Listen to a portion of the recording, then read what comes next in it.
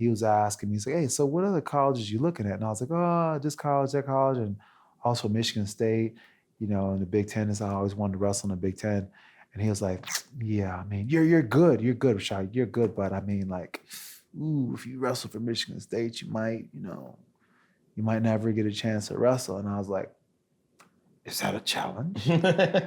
So like I made a choice right then and there that I was gonna try it. I was gonna go and test myself. I think that's a source of self-esteem for a man, particularly for a human in general. But you have to go like test yourself against the world, and I think those little steps, testing yourself every day, combined with that consistency. That today I'm chatting with Rashad Evans. Rashad is in the UFC Hall of Fame. Rashad was the light heavyweight champion at UFC, and all-around swell guy. Is a man that I ran into more than 10 years ago and got to know a little bit. And I'm excited to reconnect and chat with you and get to sit down and see how your life has been and what's going on. And what's good, Rashad? What's up, Derek? How you doing, man? It's good. It's good to be here, man. Back in Vegas again. I've been, cornering Greg Hardy, so he fights tomorrow. I'm excited to see Saturday, that fight. So it's gonna be. I was at the weigh-ins earlier. I'm excited to see that. Yeah, it's gonna be exciting, man. Like he's changed so much. He's gotten so much better. His understanding about fighting and just kind of understanding the concepts that are involved, and starting to really transfer over and implement some of the skills that he had from football and realizing how they apply to MMA. So he's been just growing as an individual, and I'm just so happy and just proud of just the growth that he's made. Yeah, he's a big man. I seen him one of his fights previously. Yeah. And he's a big man. He looks like a menacing character. He does, man. But he's a bit guarded. He's a bit guarded. He can come off as like, very standoffish, but it's more or less, because he's just very guarded who he lets in the circle. Based around a lot of different things that has happened in his life, and different experiences, kind of like, it changed him in a bit. As far as like, made him see life differently. So he's kind of, very, very reluctant. But like once you get to know him, he's one of the best dudes. Just super kind, super just like considerate. Just a good brother, man. And I'm happy like to be working with him. He's grown so much. Like for instance, like his mindset has changed so much that he gets big. He gets to be like probably 315 to maybe 320 sometimes when he's off season, like in between fights. And when he gets like to like fight week, he gets his way to like maybe 295, 290. So he came in this fight camp, or not this fight camp, he came in this week kind of heavy. And I watched this dude cut 30 pounds in a span of like 2 days. It was remarkable. And then the thing about it is, the most remarkable part about it all, he didn't complain one time. He wasn't busy, he wasn't snappy, and all the things that you would typically see in somebody who cuts weight. Because when I cut weight, I can get kind of nasty sometimes, And to watch him go through it and not do that, I was like, wow, it was impressive. I'm great at anything else. I can be psychologically tough. I can stay awake for 40 hours and work on a project, whatever's necessary. But I got to eat something. Mm-hmm. So one of my friends he's a fitness guy on the internet, and his name's Brandon Carter, and he promotes this intermittent fasting. And he's ripped. Maybe he's 37 or so right now. And he got chiseled abs. Yeah, and a big man. And I tried intermittent fasting, but the thing is, after about 4 hours, I realized this is a danger for society for me to continue. 4.5 hours would be too dangerous. I didn't want to be a threat to society. Yeah, I mean, so you got to have breakfast when you wake up. You're saying, pretty much. I got to eat, an hour after I wake up, I'm gonna eat something, okay. And then, even if I just have like a bag of almonds, a couple hundred calories, little couple hundred calories, like in the day here and there, like. It keeps. What happens to me where the reason I'm chubby And I was 28 pounds fatter. I got up to 294. Oh wow. And I used to go to the gym all the time. I was in the gym 4 days a week, like steady religion, And I was traveling all around the world, as talking on stage and being with clients. And but I had that discipline that I ate sporadically, I slept sporadically, but I was hitting the weights. And that whole COVID thing happened, and they closed my damn gym.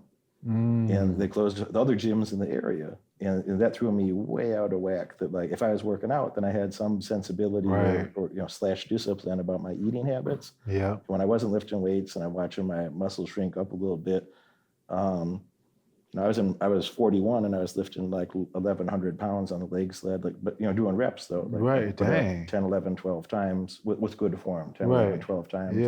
Okay. And right now I can only do 900, just over 9 with the same amount of reps. And so I'm building that back now. I built my own damn gym because I was upset about this. So anyway, in the process of that, I lost 28 pounds from my peak fatness. I was starting to feel lethargic after 280. Dude, I It's mean, I slowing you can down. imagine. Like, I can imagine when you get that big, sometimes it just kind of feels like it's too hard to do anything, and then you almost cross the point of no return where it's like it hurts too much to keep going, but at the same time, if you don't keep going, it's gonna hurt even more. You know what I'm saying? So you're like, oh man, what do I gotta do? So you just gotta start taking the first step and just do a little bit at a time. And that's one thing that I found is that like when I used to try to get in shape before, I'll build it up in my mind before I do it, right, to motivate myself. And I'll like have like some some idea of what I wanted to look like, or some goal that I was pushing towards. And I'll build myself up around it to the point where I'm just like, okay, now I'm ready to do it. And I will go so hard. And then I'm not able to consistently keep that up. So then I find myself just breaking in the middle of just me, trying to come back. So what I found out that helps me is that just do a little bit at a time. And when you start off, until you get the hunger for it, you got to go little bit by little bit so you can do it every day or do it on a consistent enough basis where it's not taxing you too much, where you feel like it's a chore. You kind of rather enjoy it. You kind of rather look forward to it. And then the more you start doing sessions like that, the easier it will become. So then you'll start to increase your workload. When you increase your workload, your appetite becomes stronger for doing it. So then it kind of comes on gradually, and that's what I found to be the best strategy for me to kind of consistently stay with something. I think that consistency is super important. Somebody that I've spent time with, become a friend of mine, and I have a lot of respect for, is a woman named Carrie Walsh. And Carrie was a volleyball champion. Like she got like 3 gold medals and a bronze medal. Yeah. She's fussy about that bronze medal. She that was her last one. So her first 3 were gold, and she got the last one was a bronze. And she, but Carrie says She beach volleyball, right? That's right. At one time, she won 112 matches in a row. Who was the partner that she was with? Misty May was her first. That was a long-term partner, and then a girl yeah. named April Ross was the last one. Yeah, for the Olympics. Yeah. So her main partner through her career was a woman named Misty May. I used to love women's beach volleyball in the Olympics. It was Probably watching Carrie and Misty. yeah, it was one of my favorite things to watch. She says masters are consistent. Is something that stuck in my head of chatting with her. I've heard her say that a few times, and I'm like, yeah, that's true. That if you want to get good at anything, but you got to do the boring stuff consistently and build it. It has to be a lifestyle. It has to be. That's something that I was hearing you say, or the way that I was interpreting it. You were saying what you were saying, that like you can't. Somebody watches a motivational video, and they're like, I'm gonna get really rich, or I'm gonna be a fighting champion. They might work really hard for a week or two, and then they're gonna hit that wall if they're trying to do too much too soon. Versus, if you, it's like going on a diet. I'm not gonna go fucking diet. Like I can change my lifestyle habits. Like I don't eat for a couple hours before bed now. I try to, when I have a big ass feast in front of me, I eat as much as is reasonable. Like I know the amount that's like reasonable, right? The amount that's just like recreational. Go over to me, yeah. But I don't even tell myself I can't have it. I just say when I'm at that point that when I'm honest with myself, I know I ate enough already. And I say, all right, man, just go do anything else for 10 minutes. Go do something else productive for 10 minutes And if you're actually hungry, you can come back and eat more. Yeah. Yeah, that was the best mind game that I played with myself. Is like you know you had about enough. Like your intellectual, honest part tells you that, but your emotional part's like, hell no, I'm gonna eat these other 800 calories right here. Yeah, but I mean that's a good game that you play with yourself because that's something like I did when I stopped eating meat. I stopped eating meat, and at first like it felt kind of natural to me, and it kind of felt as if like my body's kind of weaning itself off meat because whenever I eat meat, I'll get like really sick, not feeling well at all. But I would still smell it, and I would still kind of crave it a little bit, you know what I'm saying? Because I would associate that smell with eating when I was hungry. So I would tell myself that, yeah, I can have it whenever I want to. I just choose not to. And because I told myself that, I was making a different kind of choice. It allowed me to not feel so trapped in a decision to not eat meat. You and I both have the same type of personality in that element that I suspect, based on what you said, if somebody tells me I can't do something or like, you won't make it or you can't have it or you can't do something, I'm like, hell yes, I'm going to do whatever. Well, I mean, but if I play that game with myself, it works as well. It's like, well, you could do it anytime you wanted to. Like, and therefore yeah. Yeah, absolutely. Yeah, absolutely. I mean, it's you have that same competitive element in that way. I do. Like I even went to the college I went to, Michigan State, because of that. I was being recruited to go to Ithaca, and it was like a really nice guy, like amazing guy. His name was like Marty Nichols. Great guy. Was very supportive of me from when I was in high school. I didn't have the grades to go into Ithaca then, so then I went to junior college, and I wrestled in junior college, and he supported me the whole time. Just making sure that like he was a friend to me. But he said something one time, and it kind of changed the course of the direction of where I was going to go to college. Once I graduated from NCCC, Niagara Community College, I was looking, at a couple of different schools, and Michigan State was one of them. And he was asking me, he's like, hey, so what other colleges you looking at? And I was like, oh, this college, that college, and also Michigan State, in the Big Ten. I always wanted to wrestle in the Big Ten. And he was like, yeah, I mean, you're good, Rashad, you're good. But I mean, like, if you wrestle for Michigan State, you might never get a chance to wrestle. And I was like, is that a challenge?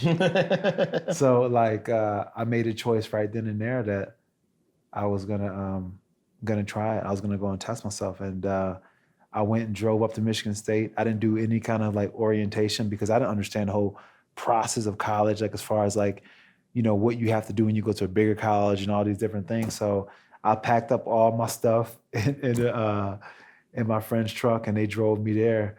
And I show up at the dorms, or at the office at Michigan State with my bags, and they're like, "Oh, we didn't know you were coming," So they had to make all kind of accommodations to finally get me a place to stay there. But yeah, it was off of what he said that made me want to challenge myself to do better.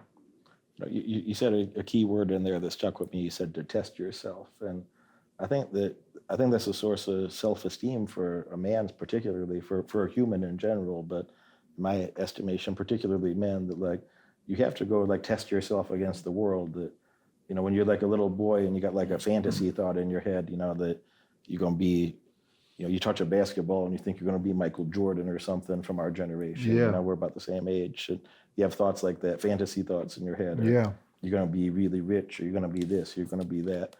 And I think those little steps, testing yourself every day, combined with that, consistency, that made my life a lot better. That if you're doing some erratic shit, that you're going to work really hard for a period of time on something, and then fail and give up, it's kind of going to ding your self-esteem. And then you go work on, you might go through a lull for a while and might do some bad things for some people to go do some bad things themselves for a while. And then they go, all right, I'm gonna turn this around. I'm gonna go do something else. But they don't really have the confidence to do that, and for less effort and less emotional turmoil, that if you set like, goals that are attainable, but it's going to make an effort, that you gotta, and then keep building on that. I don't mean that's your only goal, your goal might be over here. Yeah. But if you go backwards engineer that of like, well, what are the 20 intermediate goals that I would have to accomplish sequentially to get from here to here, Yeah, Does it make sense? 100%. It goes back to that old saying that says, how do you eat an elephant? One bite at a time, and that's that's what you got to do when you make these goals and you try to achieve things that when you first start out that you don't even know that you can achieve. You just have this ambition, and this ambition will push you and make you face yourself in ways that you never thought. But at the other end of that, at the other end of the discipline and all the hard work and the suffering and the sacrifice that you have to give in order to really achieve something great, there's this beauty of the work that you've done, and the work that is behind you that you've done based off of that heart and determination, everything that you put together. It was something you really couldn't fathom how you were going to get to that point, but it was because you took it in incremental steps. Now you can look back and you can see how far that you've come, but if you try to go to that spot right away, you may hit your head a couple times, and because you hit your head a couple times and you miss the mark, you may feel as if like you're never going to achieve it, so you give up on yourself. And that's something that happens a lot too. People just end up giving up on themselves when it gets too tough. But I think that's the true testament to really facing yourself and to really having that goal, because like when you're willing to face yourself, when you're willing to do that work, and you're willing to not be afraid of the outcome, then some beautiful things really start to happen. You really start to break through barriers that you didn't really know that you could break through. Yeah. I think it's very important to test yourself against the world, and some people don't want to do that. They get, you look at social media today, and there's this idea, we're just going to chill and manifest success. Yeah. I tried chilling different times, and You can't chill and manifest. You sit around and think, about some shit you'd like to do. My grandmother used to say, she'd say, well, kid, wish with one hand and shit in your other, and see which one fills up first. Right. And I thought that was really great advice. She's a very nice lady, and she didn't even curse much, but I thought that really made the point to me. She brought the point home with that. Once in a while, she'd switch it up on me, and she'd say, wish in one hand and shit in your other, and see which gets warm first. So that was her other variation of that. But shout out to Grandma. I know you're watching from the heavens. She was a very nice lady. She was the most important person in my life. My dad wasn't really there. My mom wasn't the best mom. So she was really special in my life. But now I think, that chilling didn't work out for me. I thought to myself when, I was 7 when I made my first entrepreneurial money. And I thought, well, if the harder I work, the luckier I get. I had that sort of thought in my head early, and I'd always had this obsession of like, what else can you do? What else could you do? What else could you do? And when a lot of people would give up, you work a few more hours, and then when you're really exhausted, where like a lot of real winners would still give up, and you're really exhausted at the end of the night, then I'd play a different game with myself. I'd be like, all right, 2 more things. What are 2 more? They could be little things. It could be like, go respond to a couple emails that are important, or little things. Might be 10 or 15 minutes of extra work. Yeah. But I'd play that game with myself. What are 2 things you have to do tomorrow that you could get done right now and have a fresher start tomorrow without having that waiting for you? And I just built little habits like that I'm not great at everything, but I'm not going to be a heart surgeon. You don't want me to be your heart surgeon. It's going to be bad, You don't want me to be your tennis coach. I don't give a shit about tennis, so I'm no good at it, But for the things that I cared about, that made me very successful in the areas that I cared about. Yeah. What else could I do? What else could I do? 2 more things. And, you compound the gains over time. You stack those little wins. And, I don't have to tell you that, but, you must have had the same work ethic or maybe different words in your head, but similar behaviors, no doubt, in your areas, Yeah, absolutely. I mean, I think that, being able to, bring the best out of yourself and go to the place where you excel above others. It's all about, like I was saying before, being able to face yourself and facing your fears. When I say face yourself, that's what I mean. I mean, like facing your fears, facing that feeling of just a failing, you know, that scary feeling of what if this doesn't go the way that I hope. You know, that's a scary feeling for a lot of people. And when you invest so much in that endeavor and it doesn't go the way that you wanted to go, it's the most heartbreaking thing. But that's the work. That's what it takes. It takes that failure in order to truly get success. And you have to really be willing to take that failure without any kind of fear at all, because it's going to be those who are willing to take the biggest risk are going to be the ones who rise to the top. You know, when you see people who are fighting at another level, you know, John Jones is a great example of it. You know, when he first came out, like when he first hit the scene, and he was just like dominating everybody, and he had that great start where he became champion that year. He was doing things that people couldn't stop because he wasn't afraid to take chances. He wasn't afraid, you know, what was on the other side of that. And, you know, most of that was probably, you know, he's a little bit naive, you know, never having lost before and doesn't know really what's on the other side of a defeat. But another part was the fact that, you know, he was allowing himself to be free, you know, and facing his fears and, you know, and just living the way that, you know, fighting the way that he always dreamed. But I mean, that's what it truly takes, you know, being able to be like, damn, that scares me. Like that's like I fought in Habib's show about a month ago. And, you know, I've been retired for like almost 4 years now. And, you know, I stayed in shape and stuff like that and training with Greg Hardy and all the other guys that I coach.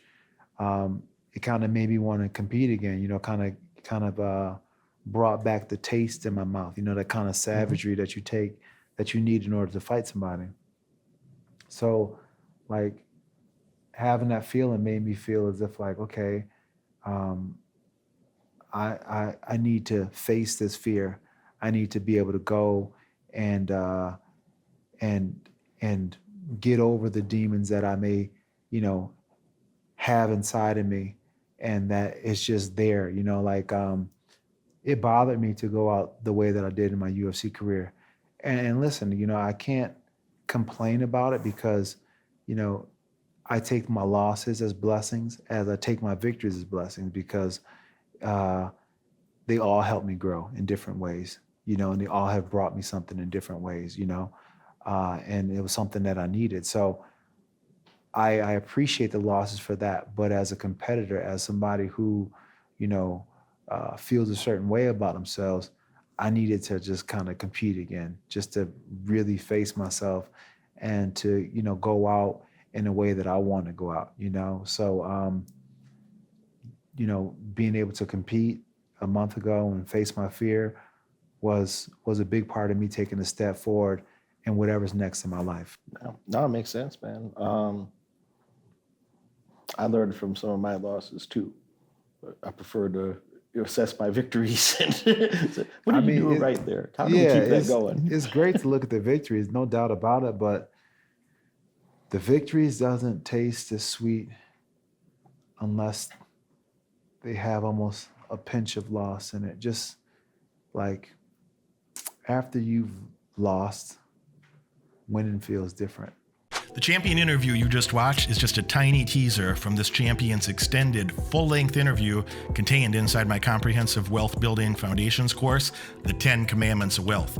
Get inside the 10 Commandments of Wealth, and as a bonus, you get dozens of in-depth interviews with world champions just like this. And I brought a lot of other superstars in there from business, people that are real-world entrepreneurs that made serious money, as I have myself. We all share with you what are the foundations you're going to need to know if you want to be successful yourself. Be a chooser, not a loser. Leave a comment if you want a business or success question answered, and subscribe for even more winning.